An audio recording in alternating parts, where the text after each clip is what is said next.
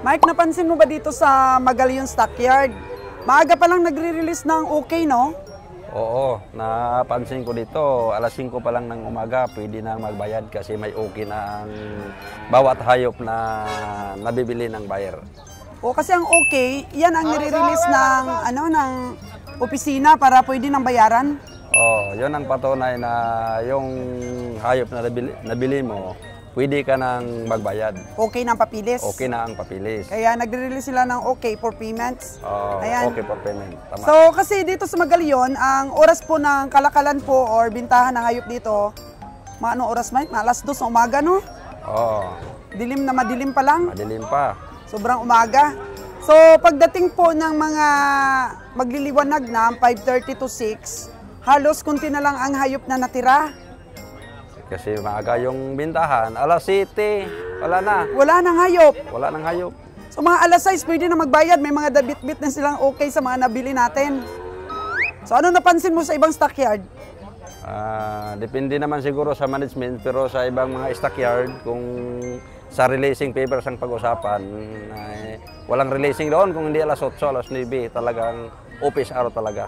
Hindi katulad dito, alas 5 pa lang, maagang pumasok yung mga taga-opisina kasi may release sila alas 5 pa. So salute po sa taga Magallaon dahil yung mga empleyado nila dito nagbigay talaga ng duty na maaga. O, di ba? Kasi once a week lang naman ito mo livestock auction market eh. Hindi nila sinusunod yung office hours dahil pwede na naman sila magpahinga after na matapos ang auction. So ayun lang ang ating napansin, Mike.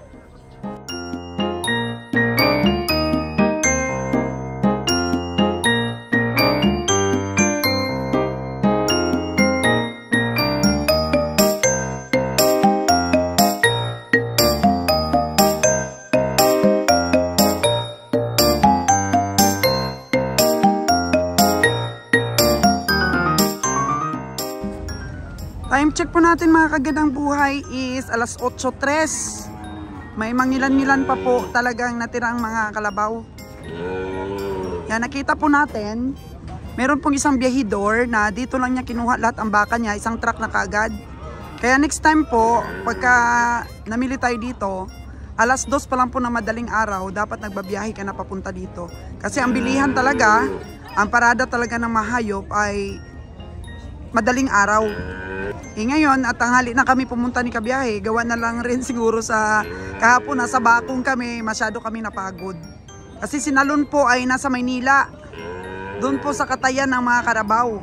So pinahands-on po siya doon ni Kabiyang Roger, pinasama para po ma-estimate pang mabuti ni Nalon ang ating katuwang sa pamimili, ang pamimili ng mga baka at mga kalabaw. Kasi naobserbahan niya po kung paano po katayin at paano kiluhin doon po mismo sa Katayan sa Marilao, Bulacan. Yun po, napakalayo po yun mga kagandang buhay. So si Kabiyahe lang po ngayon ang mag-isang namili. Medyo may kahirapan po talaga mga kagandang buhay. So si Kabiyahe naman po ay nire-respeto at nagtitiwala sa mga sipat ni Nalon. Kasi bakit pa daw siya kumuha na katuwang sa pagbili kung hindi naman siya nagtitiwala sa partner niya? Kailangan po sa larangan ng mga business, kung nagtitiwala ka sa tao na kinuha mo, yung 100% talaga, walang pag-alinlangan. Kaya kailangan din ni Nalon na mag-explore doon sa Maynila, doon sa Luzon, para po makita niya ang actual na pagkatay, para po sa kanyang basihan din sa pagsipat. So ayan po, meron pa naman, may ilan-ilan. Ayun o, maganda pa ang katawan niya, no? May mga natira. Kasi minsan mga kagandang buhay, may mga blessings din pagka late tayo. Wither po talaga ang pamimili mga kagandang buhay. So, ang kulang na lang namin sa isang truck ay 4, nakabili na ng 6 si Kabiyahe. Baka madagdagan pa kasi meron pa po kaming budget. So, dito nakita ko, ang dami rin mga biyahero talaga. May higit yata kaming 10 ditong namimili na papunta Maynila. Oh, pilang ang ayo ni Kabiyahe? Kay City, paduwangan niya Di na kasi ako maka-interlude niyan kung ano po ang desisyon ni Kabiyahe. Yan po ay napakaganda presyo na po sa 67 yung kuha niya. So yan naman po, si Kabiyahe ay ano lang po sa pamimili. Hindi po nagmamadali dahil puno na po ang aming truck na babiyahe bukas. So ito po yung isang truck na napuno agad oh. Mahigit 50 piraso po ang laman nito. Ayan. Puno agad. Dahil Maynila.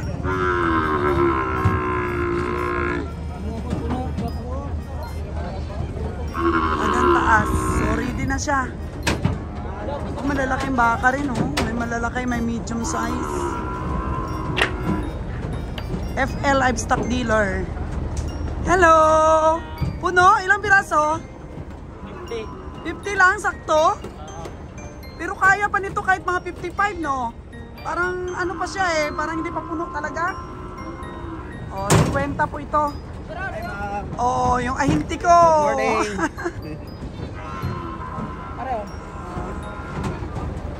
May kambing pa po, oh, mga kagandang buhay. Pagawan din kaya natin ng ganito yung ating truck. May kambing pa, 1, 2, 3, 4, 5, 6, 7, 10. Mga 15 pirasong kambing ang karga.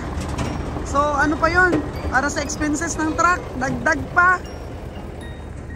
Kakain na tayo mga kagandang buhay at gutom na si kabiyahe oh.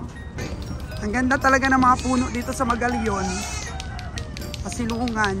Nagiging malamig po ang pahingahan natin. Dahil po mga kagandang buhay, sumabit ang truck ni Danny. Ayan. So dadalhin na lang namin sa labas ng stockyard ang aming mga nabiling kalabaw. Ayan po, dahil nasabit kanina ang ating truck. Oh, hindi siya nakapasok sa loob ng stockyard. At doon na lang po oh, sa sapa. Ayan, so maganda siguro, ano na lang, paliguan na lang muna sa sapa ang ating mga kalabaw. Makaligo muna sila bago natin ikarga. Ayan na po, nakaparade ang ating mga nabiling kalabaw. Ang ganda pala at ang lapad ng ano dito, sapa. Ano? Sa gilid lang pala ito ng sapa, yung Moises Padilla or Magallaon Livestock Auction Market. Ayan po yung exit gate.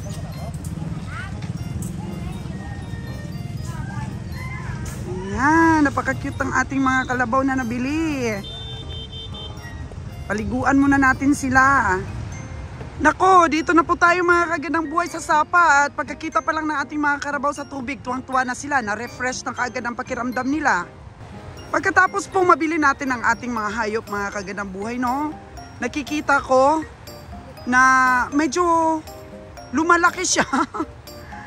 Kasi unlike po pag nandun pa lang po sa stockyard, dahil hindi naman po ako marunong pang bumili, sabi ko parang maliit naman yan sa presyong bili ni kabiyahe. Pero si kabiyahe po talaga ay alam na niya ang mga tamanyo. So wala naman po talagang perfect dito sa pamimili ng kalabaw. Back to basic pa rin po. Kahit na matagal ka na pong biyahero, matagal ka na pong komprador, maaring sumablay pa rin po yung estimate mo. So back to basic. Basic pa rin po ang basihan mo sa pamimili. Wala pong tirador dito or wala pong perfect sa pagsipat. Ayan po ang gusto ng mga kalabaw. Oh. Yan. So, napaka-perfect ito. Siguro sa susunod, bago namin ikarga lahat ang aming mga kalabaw na mabili dito, paliguan muna namin. Dan, sa sunod Dan, paliguan pa rin natin, oh. Oh, ayan. Anuin mo Dan, babain mo Dan, tapos anuin mo talaga, basain ang buong katawan. Yan, kasi di nila malublub lahat, so kailangan basain talaga. Cesar! Basain mo, ganyanin mo, para mabasa talaga yung likod. Kung malinaw lang po ang tubig na to mga kagandang buhay, may baon po akong damit. Sarap maligo oh. Ayan. Ang Pilipinas po talaga ay mayaman sa mga natural resources. Wala, katuwa ng kalabaw. Yan, ganun nga Dani. Basain mo! Mike! Kapag ka umupo yung kalabay mo, basain mo ha! Basain mo ang likod.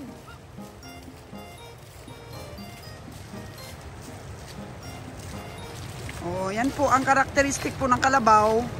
Hindi po sila nakakakaya ng init. Talagang maliligo sila. At saka yung mga kalabaw po na alaga ng mga farmers na malapit po sa sapa, masarap po ang tubig, malinis. Yun po yung mga kalabaw na healthy. At saka mabibigat sa timbang, yung lagi pong nakahiga sa turugban. Ruanwang nagugan-ugan. Nani? Ano nga yun yung kasabihan? Ruanwang nagugagug sa gugan-gugan. Okay, dito po sa Aklan, sa amin po, ang tawag po sa kalabaw ay anwang. Ruanwang nagugan-gugan ay bukod. Ruanwang nagugagug sa gugan-gugan. So, ibig sabihin po nun, ang kalabaw po ay naligo sa kanyang paliguan. Yung pong kasabihan dito, ruanwang nagugagog sa gugan-gugan. Doon po sa Aklan yun, nakasabihan. Ilang oras kaya na pwede silang paliguan? Lamig ba ng tubig? Pwede palang maglaba dito, oh. Parang upuan ito dito. Gusto ko magugas ng paa. Sarap ng tubig, mga kagandang buhay. Pero siguro umulan kagabi. Kaya medyo hindi malinaw ang tubig. Wow!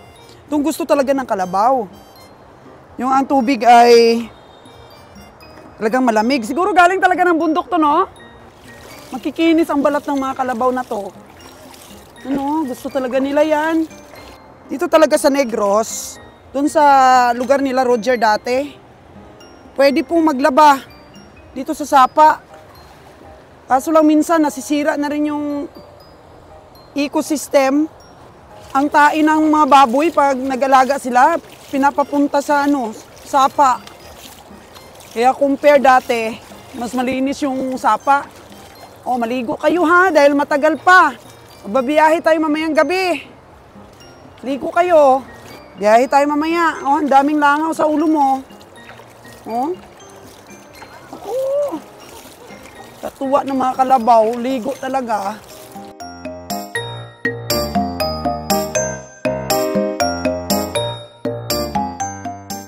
Lapad ng sapa dito. So next time bago ikarga sa truck, paliguan mo na. O si Michael, oh. Strike anywhere talaga to si Michael. Magbabiyahe pa po kami mamaya. Uuwi na po kami Boracay bukas. O mamaya, pwede na.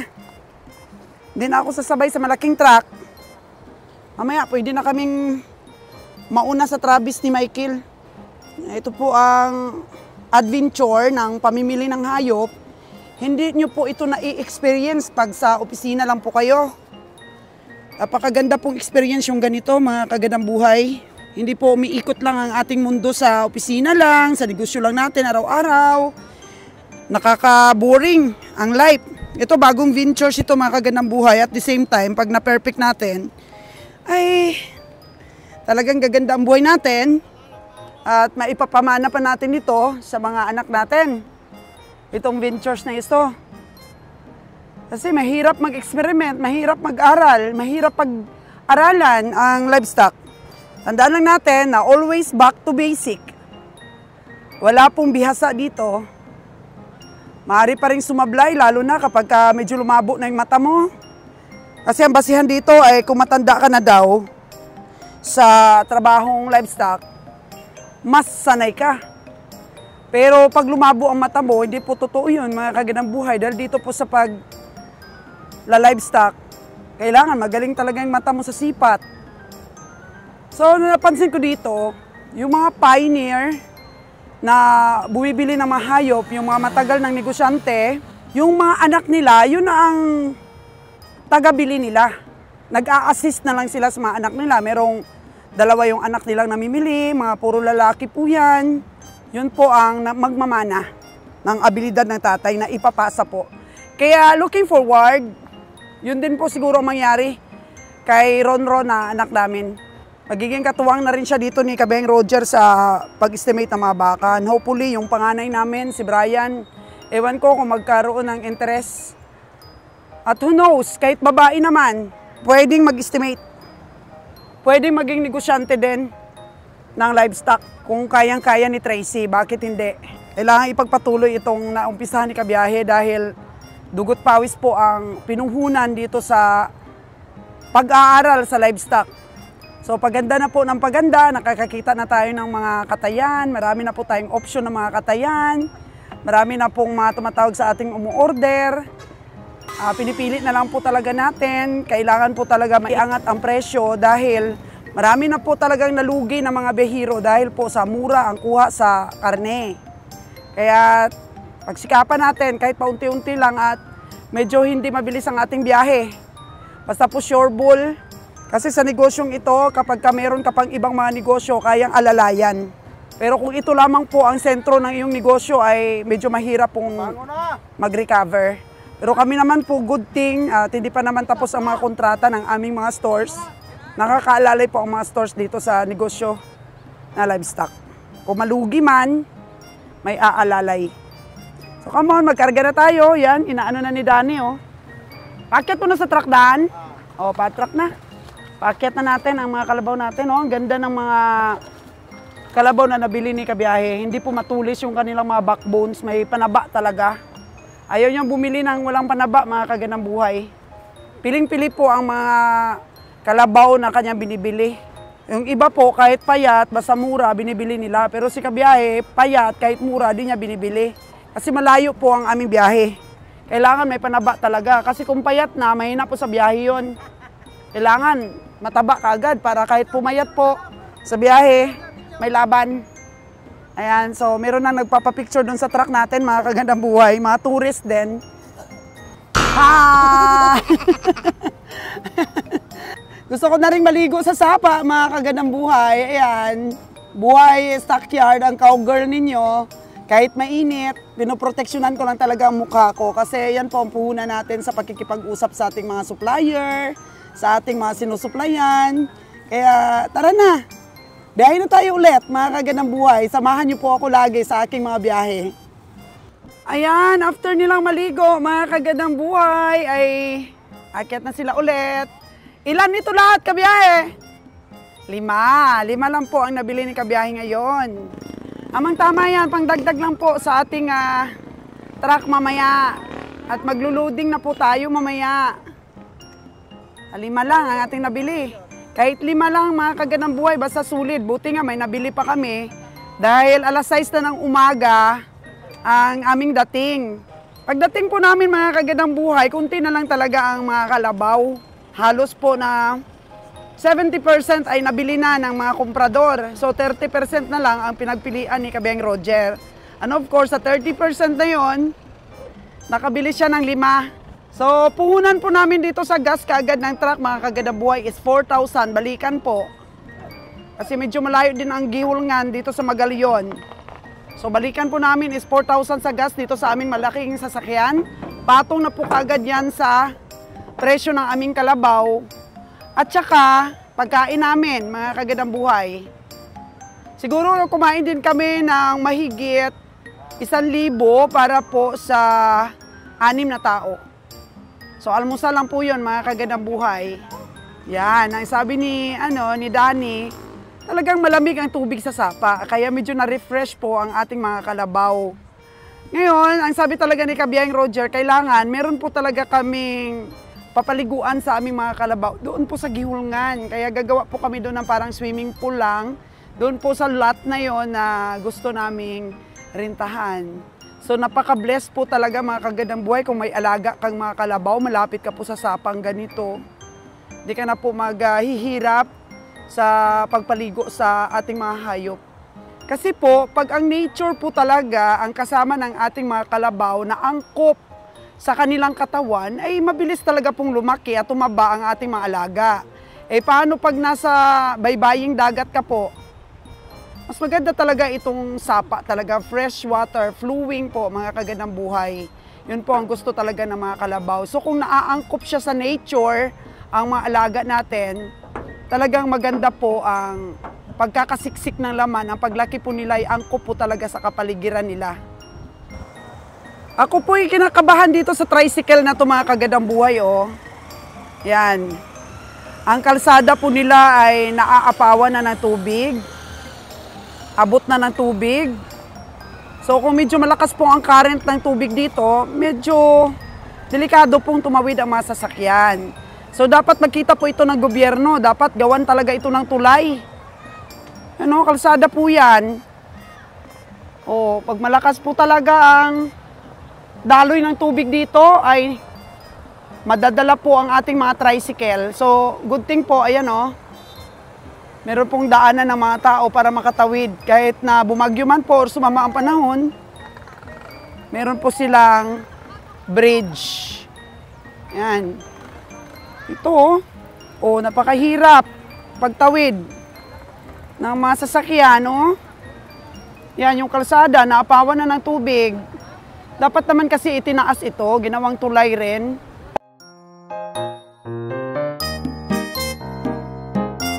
Moises Padilla. Ayan yung iba pong mga hindi nabiling mga kalabaw, inuuwi ulit. Ano, maraming mga kabayo. Ano, may mga ano na. May mga tatak na yan, sold. Kabayo, Balik na, ibalik. Hindi nabili? Ha? Hindi nabili? Oh, hindi nabili. So, ito po ang mga personnel natin dito sa Magallaon at gusto ko lang pong sabihin sa inyo na napakaaga po, pwede nang bayaran ang mga hayop ninyo. So, maaga pa ba kayo talaga nagjo-duty? Kahapon ka pa, ma'am? So, lahat po sila, napaka-active po ng samahan ng mga empleyado po dito. Unlike po kasi sa ibang mga stockyard, kapag bumili kami ng mga baka at kalabaw pagka gabi pa lang, kinabukasan, tanghali na sila nagre-release ng mga ano nila, credential. Kasi alas 8 po nagjo-duty ang sa opisina. Pero dito po kanina, alas 6 kami dumating, may nabili na kami kaagad. Ang bilis, binigyan na kaagad ng okay, alas 6 pa lang ng umaga. Kaya po, bilib po ako dito sa inyo, sa mga samahan po ninyo dito. Salamat.